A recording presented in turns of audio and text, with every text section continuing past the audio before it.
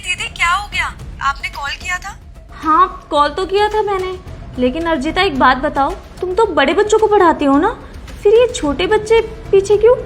अरे वो दीदी आज बारिश बहुत हो रही थी ना, इसलिए वो इनकी टीचर आई नहीं थी, इसलिए इनकी क्लास मैं ले रही हूँ। अच्छा, चलो ठीक है।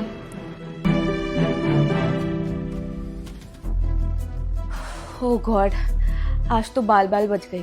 अरे वाह अर्जिता यार, क्या दिमाग लगाया तुमने, अपनी बड़ी बहन को बेवकूफ बना दिया, टीवी के अंदर स्कूल बना के।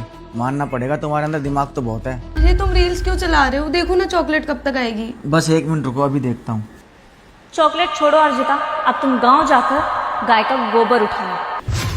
भूल कर भी अनदेखा मत करना, वरना तेरे साथ बहुत बुरा होगा। वीडियो को लाइक और सब्सक्राइब करता जा, तेरे पास कभी भी धन की कमी नहीं होगी। तुम्हें तो मैं घर जाके बताती हूँ, चलो मेरे साथ। नहीं दीदी प्लीज,